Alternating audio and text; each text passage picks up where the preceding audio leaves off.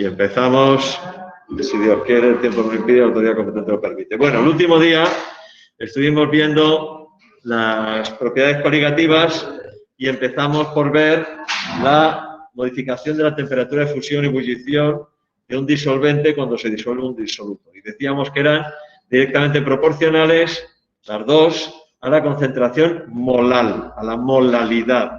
El aumento de temperatura de ebullición, constante bullescópica por molalidad. El descenso de la temperatura de fusión o de congelación, constante crioscópica por molalidad. Tan sencillo como eso. Una de las utilidades prácticas de esta propiedad radicaba en la determinación de masas molares. Yo quiero hacer, de conocer la composición o la fórmula de un compuesto mediante ¿qué tipo de técnica instrumental? Una espectroscopía de absorción atómica, hago un análisis químico que me da la composición centesimal, cojo una muestra de ese producto que no conozco, disuelvo una cantidad conocida de agua, determino su punto de ebullición o su punto de fusión y a partir de ahí conozco la masa molar. Y entonces ya conozco la fórmula empírica y la fórmula molecular. ¿Vale? Bien, hay otras propiedades coligativas, es decir, otras propiedades que se modifican también con la disolución de un soluto en una disolución, que son las siguientes. La primera que vamos a ver es el descenso de la presión de vapor. Seguimos con propiedades coligativas. El otro día empezamos propiedades coligativas y vimos descenso de la temperatura de fusión y aumento de la temperatura de ebullición. Y hoy vamos a ver otra propiedad coligativa que es el descenso de la presión de vapor.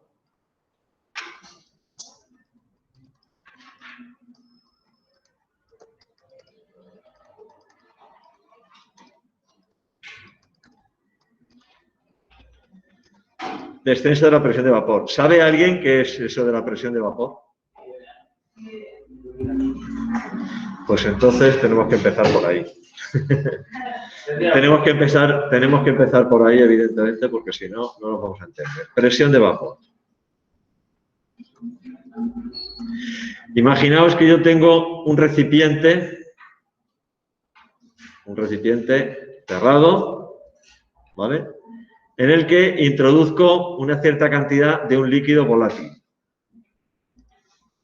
Una cierta cantidad de un líquido volátil en ese recipiente, ¿vale? Y hago el vacío.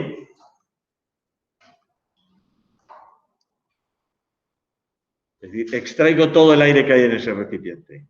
En esas condiciones, parte de este líquido, moléculas de este líquido, se evaporan, pasan al estado de vapor, se evaporan y me las encuentro aquí en estado de vapor, ¿vale? Primero hago el vacío y espero un rato, ese líquido se va evaporando, hasta que llega un momento en el que ya el número de moléculas que se evaporan, porque hay moléculas que se evaporan, pero hay moléculas que están pasando del estado de vapor al estado líquido, ¿vale? Bueno, llega un momento en el que estos dos procesos, la evaporación y la condensación, ocurren a la misma velocidad. Es decir, hay tantas moléculas que se evaporan como moléculas que se condensan. Es decir, visualmente o macroscópicamente se alcanza un equilibrio, ¿vale? Hago vacío, aquello se empieza a evaporar y llega un momento en el que ya estoy en una situación de equilibrio.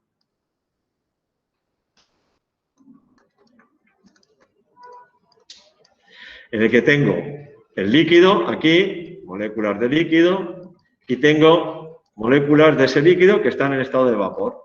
Pero ya la cantidad de vapor que hay aquí no se modifica. Si yo en estas condiciones mido la presión que ejerce ese vapor, ¿vale?, a esa presión se lo llama presión de vapor.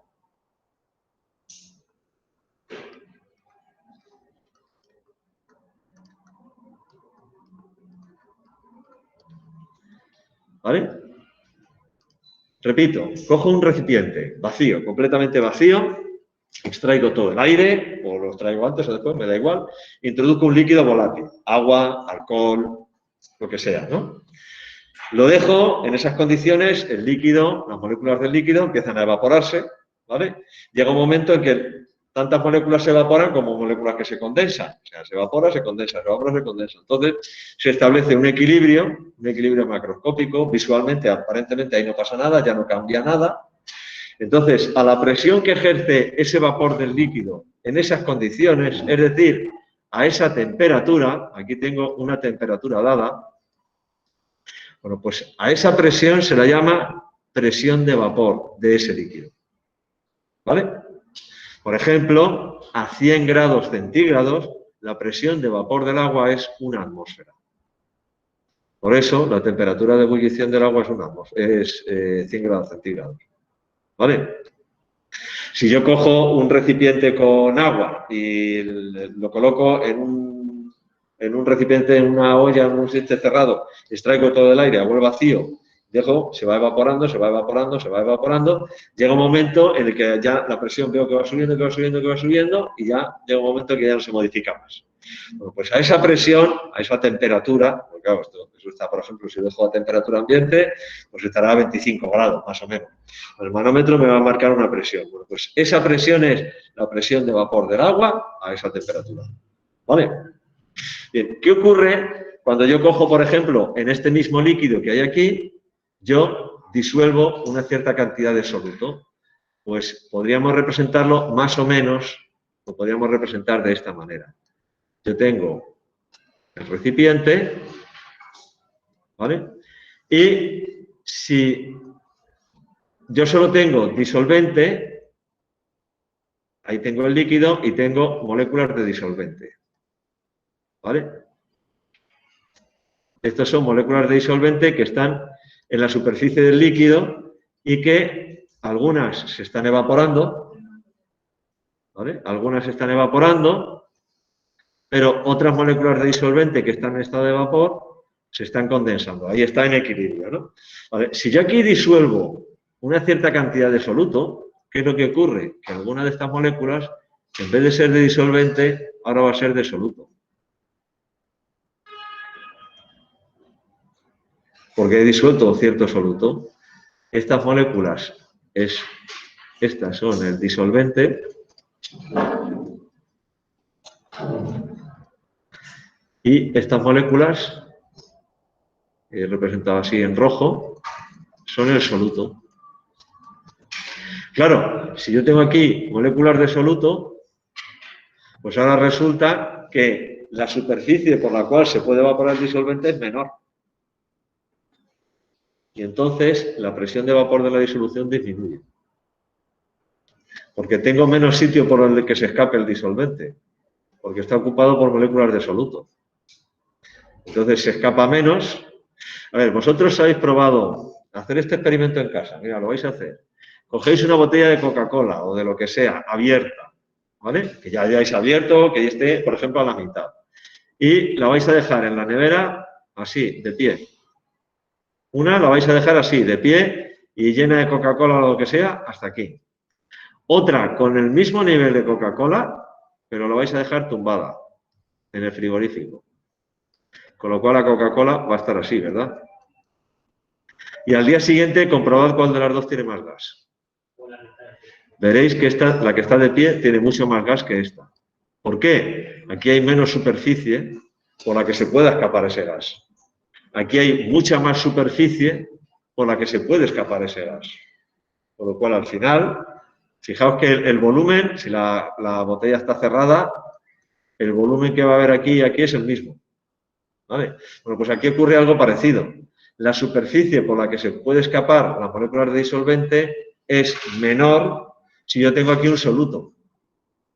Me deja menos espacio y entonces la presión de vapor del disolvente disminuye. O sea, la presión de vapor de la disolución es menor que la presión de vapor del disolvente puro.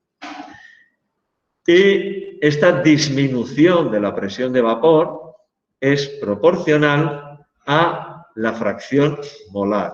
De tal manera que el descenso de la presión de vapor es igual a la presión de vapor del disolvente lo poníamos con D minúscula, multiplicado por la fracción molar del disolvente. Ley de Raoult. ¿Qué es eso de... ¿Qué has escrito? O sea, eso... A ver, incremento, que es el descenso de la presión de vapor de la disolución del disolvente. Esto es descenso de la presión de vapor.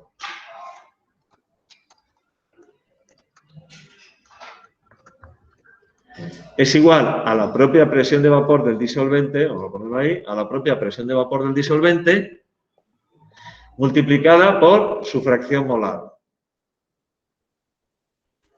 ¿Vale? Los aumentos de temperatura de ebullición o el descenso de la temperatura de fusión eran proporcionales a la molalidad. Aquí se utiliza la fracción molar. ¿Vale? Este descenso de la temperatura, de la presión de vapor, ¿vale? Como la presión de vapor del disolvente es mayor que la de la disolución, yo esto lo puedo poner como presión de vapor del disolvente menos presión de vapor de la disolución. ¿Verdad? Y eso sería igual entonces a la presión de vapor del disolvente por fracción molar del disolvente. Pero la fracción molar del disolvente la puedo poner como 1 menos fracción molar del soluto. ¿Verdad?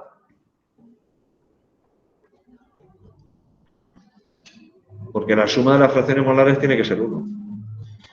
Entonces, si yo quito este paréntesis de aquí, esto me queda presión de vapor del disolvente menos presión de vapor de la disolución es igual a presión de vapor del disolvente menos presión de vapor del disolvente por fracción molar del soluto.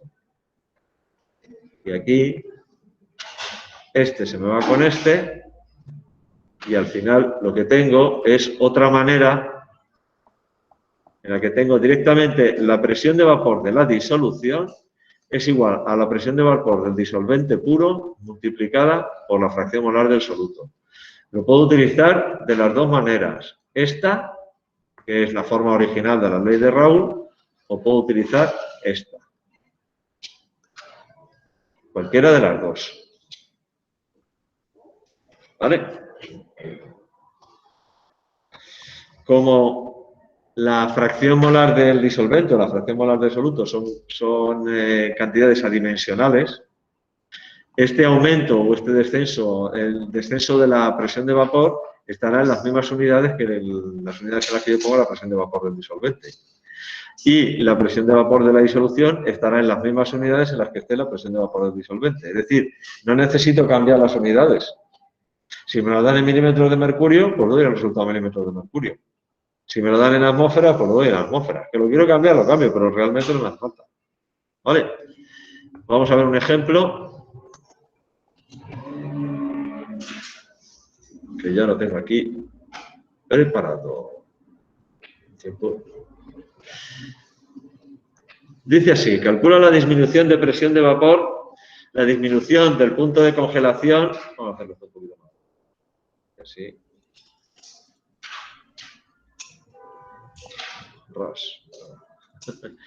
Calcula la disminución de la presión de vapor, la disminución del punto de congelación y el ascenso del punto de ebullición de una disolución al 9% en masa de glucosa. Tengo una disolución 9% en masa de glucosa, de 6H12O6. ¿Vale? Me dan presión de vapor del agua a 20 grados centígrados, 17,53 milímetros de mercurio. Constante bulloscópica del agua, 0,52 grados centígrados kilogramo mol. Constante crioscópica del agua, 1,86 grados centígrados kilogramo mol. Y, bueno, aquí además está la solución. Con lo cual, pues fíjate tú. Esto lo he sacado de FiskyWeb. Esto lo he sacado de FiskyWeb. No, esto lo saqué del FiskyWeb o de otro sitio. No me acuerdo ahora dónde lo he sacado. Pero bueno, vale. Primero, vamos a ver cómo sería la disminución de la presión de vapor. Pues según la ley de Raoult, disminución de la presión de vapor es igual a la presión de vapor del disolvente puro por la fracción molar del disolvente. Porque me están preguntando disminución, no cuál es la presión de vapor de la disolución, sino cuánto vale esa disminución. ¿Vale? Dime. No digo nada. Están preguntando, pero como no oigo bien, no puedo. Bueno. Vale, entonces necesito conocer esta fracción molar del disolvente. La fracción molar del disolvente era, entonces, número de moles de disolvente dividido por el número de moles totales, que sería la suma del número de moles del disolvente más el número de moles de soluto.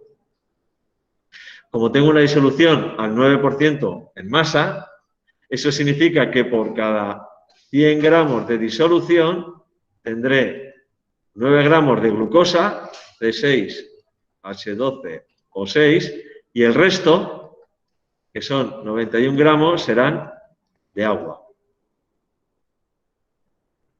Porque es 9% en masa.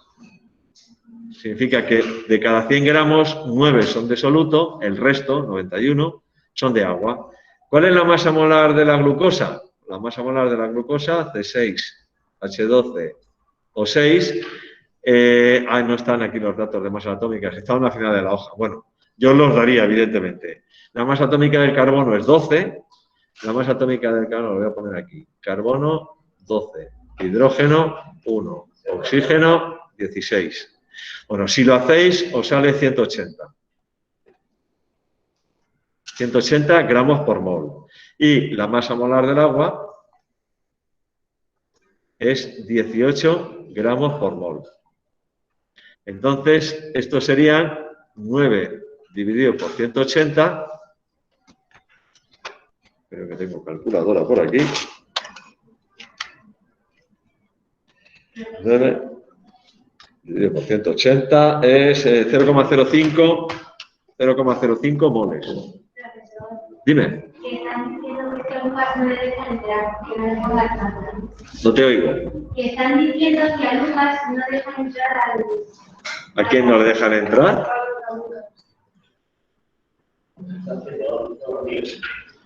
Lucas, decidle por favor que inicie sesión con su puerta del IES María Pacheco. Porque si no inicia la sesión con la cuenta del IES María Pacheco, entonces no le deja entrar. Bueno, me tendría que salir a mí aquí un de que puede entrar. A ver un segundo. Voy a hacer una cosa.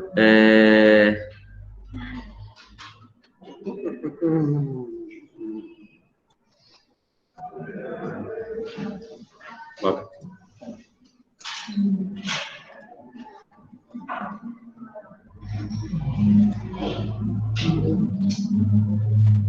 Entra, pero le gusta inmediatamente.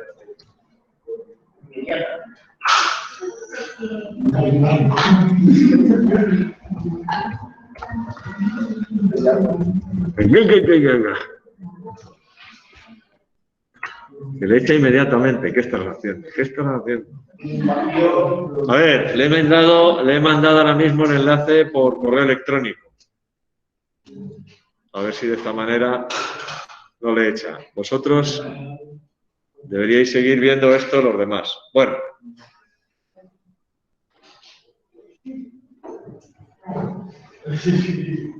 ¿Sigo? Gracias.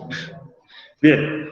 Hemos dicho, esto era 0,05 moles de glucosa y de agua tendré 91 dividido por 18.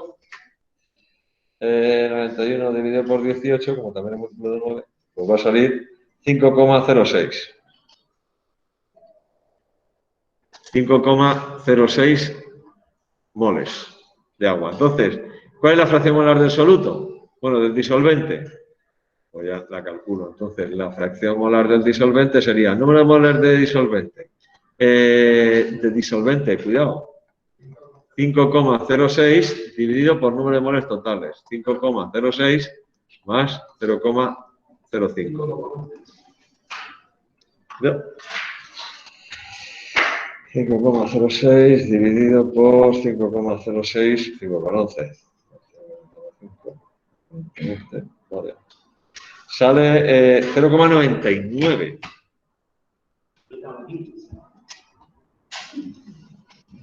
0,99, la fracción molar del disolvente. Con lo cual, este descenso en la presión de vapor es igual a la presión de vapor del disolvente, que era, según el dato que me dan aquí, de 17,53 milímetros de mercurio por 0,99. 17,53 por 0,99 sale un descenso de 17,35. 17,35 milímetros de mercurio. En las mismas unidades que me la den, pongo el resultado. ¿Vale? 17,35 milímetros de mercurio. Anda, me ha salido.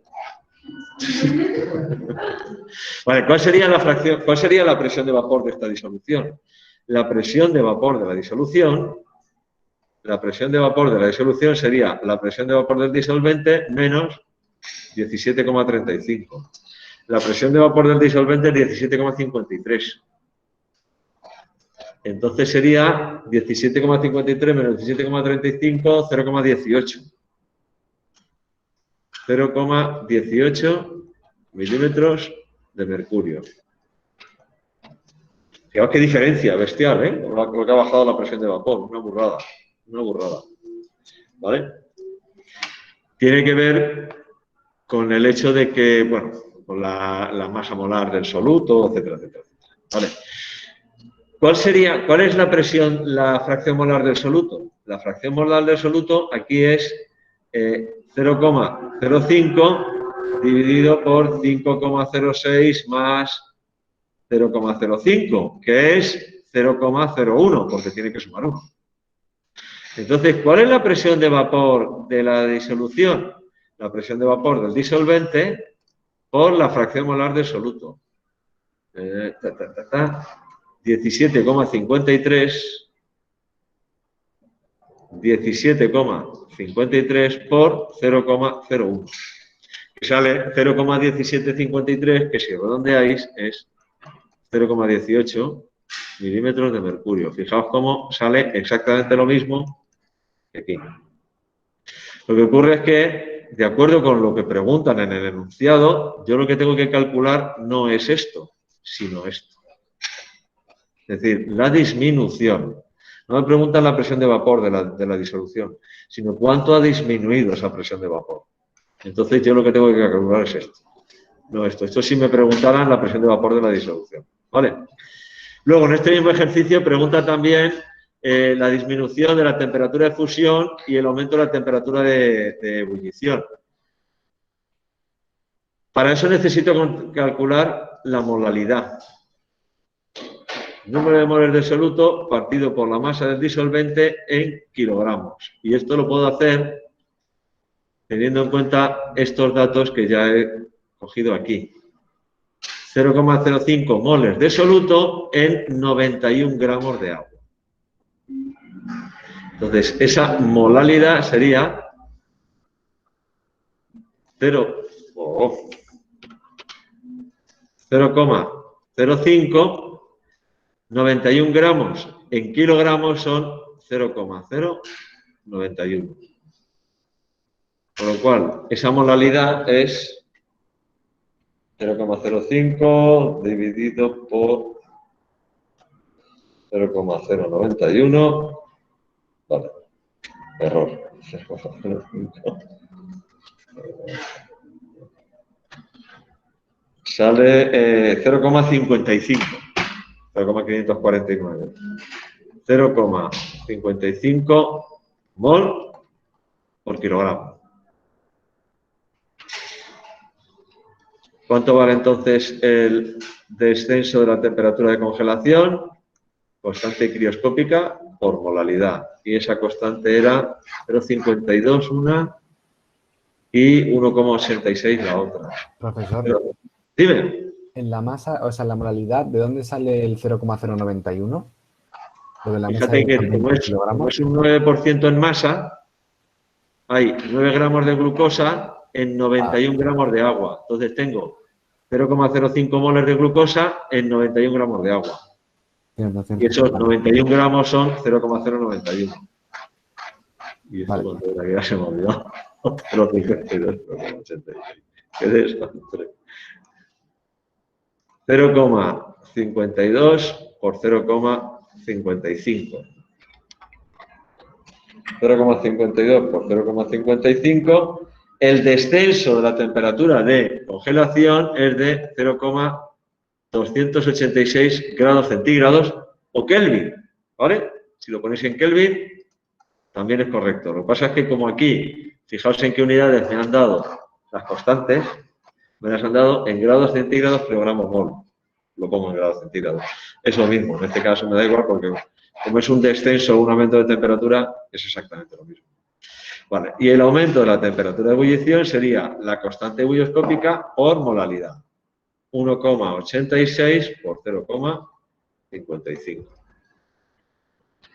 1,86 por 0,55, 1,023 grados centígrados. 1,023 grados centígrados. O Kelvin.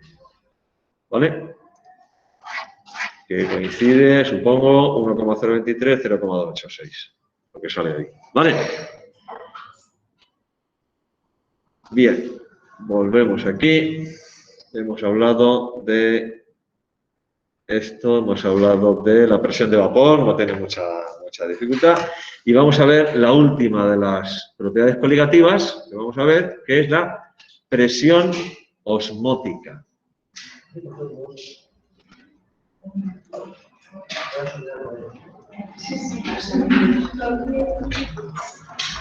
Presión osmótica, ¿vale? ¿Y esto qué es lo que es? Pues lo voy a decir ahora mismo. Imaginaos que yo tengo un recipiente, así un poco rarito, vamos a dibujar el recipiente.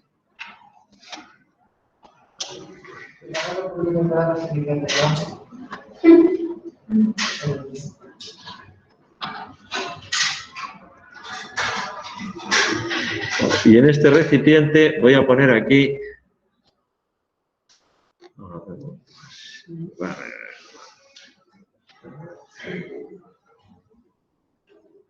una membrana semipermeable. Esto es una membrana semipermeable. ¿Eso qué significa? Deja pasar solo el disolvente. Puede ser el agua, puede ser lo que sea. Deja pasar solo al disolvente. ¿Vale? Bueno, pues si yo tengo aquí dos disoluciones.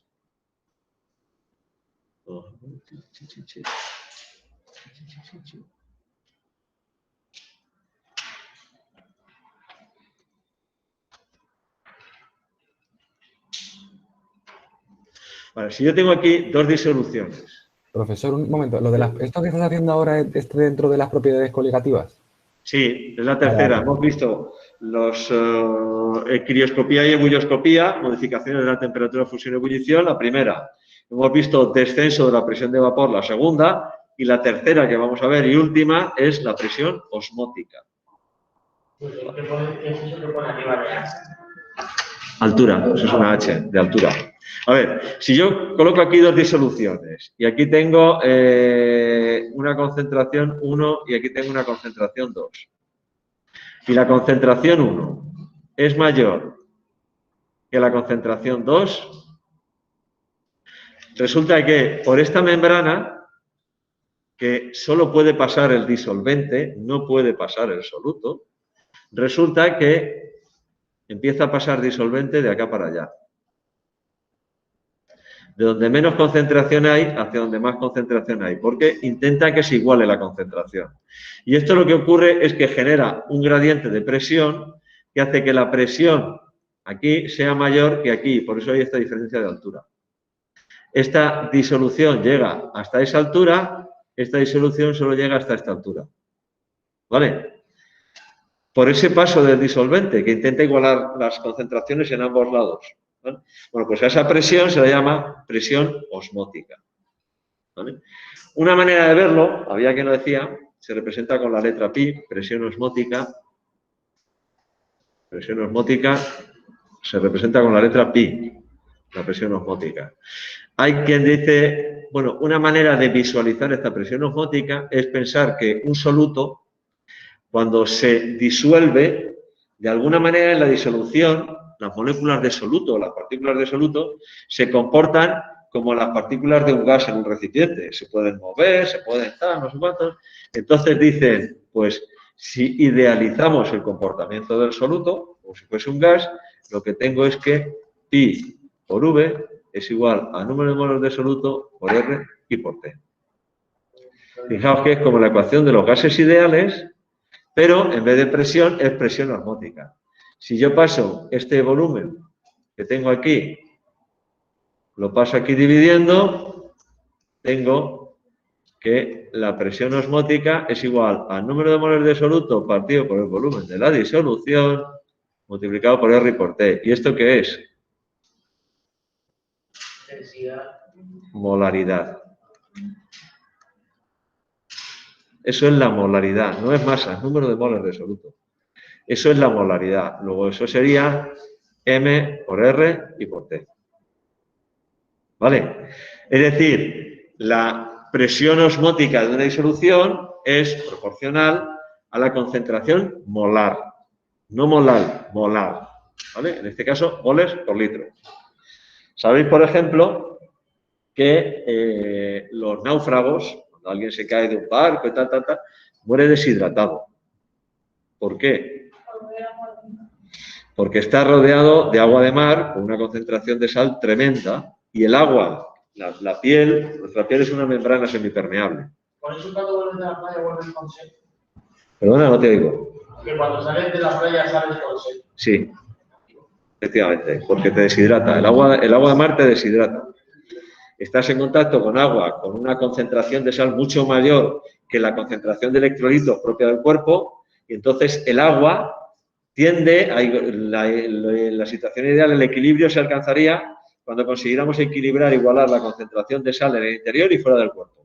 Y para eso lo que hace es el agua del cuerpo empieza a salir y te deshidrata. Literalmente hablando, te deshidratas. No porque no puedas beber, que también. Si mueres mucho antes por deshidratación, por efecto de la salinidad del agua. Cuando te bañas en el mar, sales normalmente del agua, sales con mucha sed, porque estás deshidratado, porque has ido perdiendo literalmente agua por todos los poros de tu piel. Literalmente lo que ocurre es eso. ¿Vale? Bien, esto tampoco tiene mucho misterio, veréis, como veis, no tiene mucha amiga. Entonces, vamos a ver un ejemplo. Un momento, profesor, un momento. ¿Puedes repetir otra vez la fórmula cómo era? Eso es pi, ¿no? Sí, a ver. Lo tengo aquí. La presión osmótica, es igual a la concentración molar por R y por T, donde R es la constante de los gases, 0,082 atmósferas por litro partido por Kelvin mol. Si utilizo R con ese valor, evidentemente la presión osmótica la voy a tener en atmósferas. ¿Vale? La voy a tener en atmósferas. Cuidado con las unidades. Sí, no hay ningún problema. No hay ningún problema. A no ser que te digan que lo pongas en una unidad concreta, tal, no sé cuántos, en principio yo no le veo ningún problema que lo dejes en atmósfera. A ver, un segundo. Aquí tenga presión de vapor, no. Este lo dejamos para otro momento. Vamos a buscar uno de presión osmótica. Mira, Calcula la masa molecular de la glucosa sabiendo que al disolver 0,5 gramos en agua hasta completar 250 mililitros de disolución se produce una presión osmótica de 206,35 milímetros de mercurio cuando la temperatura es de 25 grados centígrados. Entonces, sabemos que no te iba a poner la masa molecular de la glucosa, no, es lo que hay que calcular. Te iba a poner las masas atómicas, pero no tiene sentido. Sabemos que la presión osmótica, pi, es igual a molaridad por R y por T. Y molaridad es número de moles de soluto partido por el volumen de la disolución por R y por T. Y el número de moles de soluto es la masa partido por la masa molar, con lo cual esto es masa en gramos por R y por T partido por el volumen de la disolución y por la masa molar del soluto. Con lo cual, lo único que tengo que hacer aquí es despejar. Masa molar del soluto es igual a la masa del soluto en gramos por R por T dividido por el volumen de la disolución y por la presión osmótica. Para que esto funcione, esta presión osmótica tiene que estar en atmósferas, porque R, que no está aquí como dato, pero lo pongo yo aquí, R es 0,082 atmósfera por litro partido por Kelvin mol. Entonces, esto lo tengo que pasar a atmósferas. Y una pregunta. Eso, el factor de conversión lo vas a poner en el examen, ¿no? ¿Qué? ¿El factor de conversión de milímetros de mercurio a atmósfera? No. El de milímetros de mercurio a atmósfera, sí. Una atmósfera son 760 milímetros de mercurio. Experimento de Torricelli. Ese sí te lo tienes que saber. Masa en gramos, 0,5 gramos de este. R, 0,082. Temperatura en Kelvin, 25 grados centígrados, estos son 298 Kelvin, pues 298. Volumen en litros, 250 mililitros, 0,25 litros. Y presión en atmósferas sería 206,35 dividido por 760. Si hacéis todo eso con la calculadora, debería salir 180. 0,5 por 0,082 por 298 por 760 dividido por 0,25 y dividido por 206,35. Sale 179,998. 180, ¿vale? Y sale clavado. 180 gramos por mol. Y ya hemos terminado el tema. El tema está terminado. Vamos a hacer ejercicios, un par de días de ejercicios y tal, pero este tema está terminado. Sí, sí. El tema de disoluciones está terminado.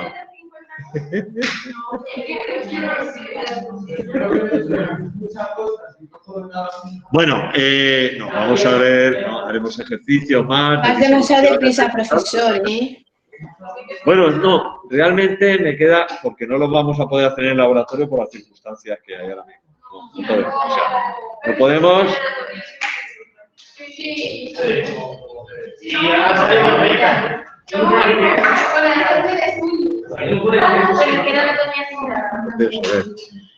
Porque, a ver, os voy a enseñar, voy a dejar de presentar ahora mismo y os voy a, un segundo nada más, la tabla de primero de bachillerato, para que veáis los estándares de este tema. Espera un segundo que voy a compartir con vuestros compañeros. Bueno, espera, esto lo cierro, ya no cierro nada. Una ventana que es esta. A ver.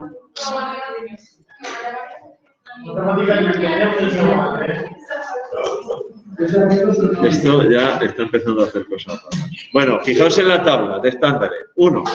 Expresa la concentración de una solución en gramos por litro, moles por litro, tanto por ciento de masa, tanto por ciento de volumen.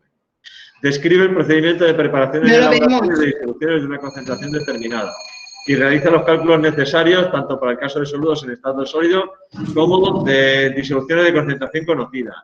Interpreta la variación de la temperatura de fusión y ebullición. Legado tal. Utiliza el concepto de presión osmótica para describir el paso de iones a través de una membrana semipermeable. O sea, que ya hemos dado. Que ya lo hemos visto. ¿Y cómo sabes cómo entenderlo? ¿Lo vas a...? No, solo los exámenes. Ya estamos. ¿Y ahora qué pasa aquí? ¿Y esto por qué ahora no funciona?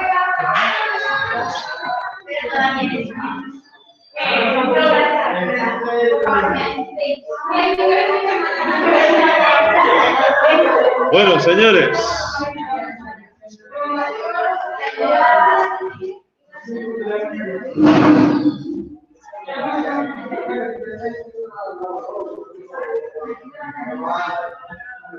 Ahora no puedo dejar de grabar.